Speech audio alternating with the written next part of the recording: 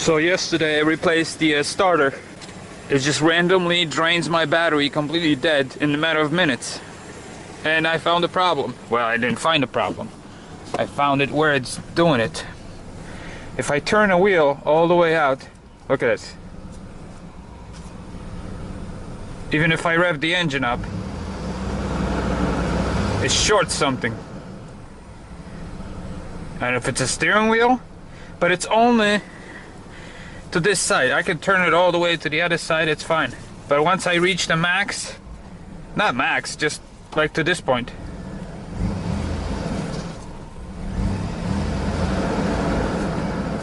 See this? That's a short. What a wild goose chase this thing has been. I've replaced the alternator, I've replaced the starter, I've replaced the all the belts and bearings and stuff, then took all this apart, and I took everything in the front apart. All the fuses. I mean, I spent 5 weekends trying to figure out about this short. That happens only if I turn the wheel all the way in, which is why it didn't happen 99% of the time. When I was checking everything was fine. So I'm back under the van in the daylight, and check this out. This is the positive hot wire going to the starter. And this is what it looks like. I mean, half the wires are actually melted away, and the whole plastic is melted, so I need a new wire. Oh, I thought it was the BCM or BMC body control module. You know, for the longest time I thought that was the problem, because I was getting a lot of amp reading, but then I realized it basically takes like half an hour for this thing to settle down once you pull the key off. You know, for first minute you got the radio and the all the displays on, but then for another, you know, half an hour it still draws some amperage, and then it drops to almost nothing. So I was rewiring the BCM control with a ignition switch, hoping that'll solve the problem. But all along it was this freaking huge wire making contact here. What a stupid design. And like I said, this was inside this plastic corrugated thing laying on top of here. So when I was looking around pulling on things, I never saw it. So I wasted so much time tearing off everything, tearing apart the dash, tearing all the hood. I removed everything, all the electrical, all the paneling, all the boxes that have fuses. Remove them completely, take them all apart. Oh, I've done so much to find this short, and it's stupid one wire, the thickest wire in the whole car, was making a connection, something I thought would never happen. Okay, I just pulled this cable out. You can see it in the daylight now. This is what it looks like. This was my positive cable going to the starter. And it was sticking out like that, except it was sitting upside down. So from my point of view, when I was looking at the wire, it looked like this. Everything looked good. There was absolutely no problem, because I didn't see it. So that was the whole problem. It was probably like that for 5 years, or even more, who knows. But this is stupid GM design with this split tubing. And you have these snap-ins every, you know, few feet. Here's the new one. It was $50 on the Rock Auto, and as you can see, this is the end here, and looks pretty much identical. This is AC Delco, so it's an OEM part, and bitch to get it out. These snaps, they break. Half of them are broke because you can't pull them out, and well, this one's still intact. This thing is so underneath the engine, between the frame, you can't even reach and touch it. And you have to pull these snaps off. Man, I thought I was going to break my arms. Try to get that off. I don't know how I'm going to get the new one on. This is not an easy job to replace a stupid wire. But this will definitely solve the problem. You can see this has been going on for years. Shorting this vehicle only when the wheel was turned. And that's why it was so random. But I'm hoping to get this fixed. Took me an hour just to get this thing out. of course I had to remove the starter just to get this wire off. And I just put the new starter in there, so it's just, but hey, I'm happy.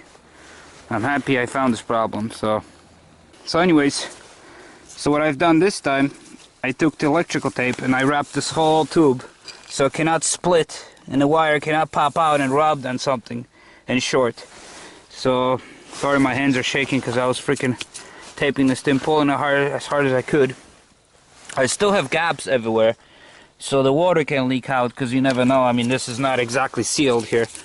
So, in case the water gets in there, it can still drain out. I don't want to completely tape it, seal it, and then have water always sitting in the tube. But this will definitely, you know, I have to put all these clips back on. But this will definitely help. The wire will never pop out like it did before. Oh, and another thing I didn't mention before, when I was dealing with this electrical problem and I changed the alternator, and before I did the starter, I actually called the campground, and I spoke with a guy who actually connected me to the other guy, because when I bought this car, when I arrived at the campground, there was one of the workers there, and he didn't know anything about this van, and there was a cutoff switch, a bypass here. This is the red wire is the bypass that has got a switch underneath the. It's got a switch here. You turn it on and off battery. So the guy, when I showed up at the campground, didn't know anything about the van and said, there's no problem, the van's running good, everything's good. So when I had all these electrical issues, I eventually ended up calling the campground, and this other guy connected me to a guy who actually knew about this van, and he said, yeah, this van had electrical drain, random, which is what I had. And we didn't know what to do. It was draining the battery every once in a while, so we put a switch on it to disconnect the battery when the van is just sitting around, and we only turn it on, connect the battery when we were driving it. So, and he says we took it to a shop for 2 weeks. A shop had it, a local shop, and they couldn't find this problem. So they end up installing this switch in a bypass and told us just to basically use that. And that's what this summer camp was using for 2 years, just cutting off the battery to eliminate the drain. Obviously that's not the way to do it, and that's why it took me 3 months to find this thing. A professional shop couldn't do it in 2 weeks, but I can see why. This thing was so hidden inside this tube. Well guys, it's 9 o'clock. This clock is off. Obviously I had a battery off, but started at 5 o'clock. It's 9 p.m. 4 hours to replace that cable. My knuckles are all busted. Oh, there were so many other issues that I found. One of the wires was too close to the exhaust manifold, was almost fried. So I replaced that section. Then, you know, obviously I taped it all up. Then I put extra zip ties, big wide zip ties, all over the frame and stuff to keep this thing intact. And I zip tied a lot of different wires, and then I put aluminum tape on the wires that were too close to the heat, and just to make sure everything is good. So yeah, now I can turn the steering wheel all the way from one side to the other, no shorts, everything's good, everything's bright. Let me turn off the lights here. So as you can see, the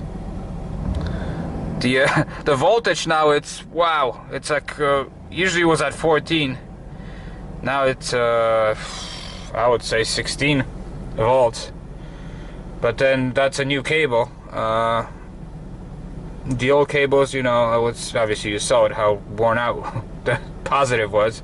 I'm still gonna upgrade. I'm gonna run extra cables from the battery to negative, and they call it the big 3. I'm still gonna do it, but at least this is all resolved. So let me kill it and start it again. Yep. The starter cranks so fast now. That old starter was like, whoa, whoa. This one's like, wow, wow, wow, wow.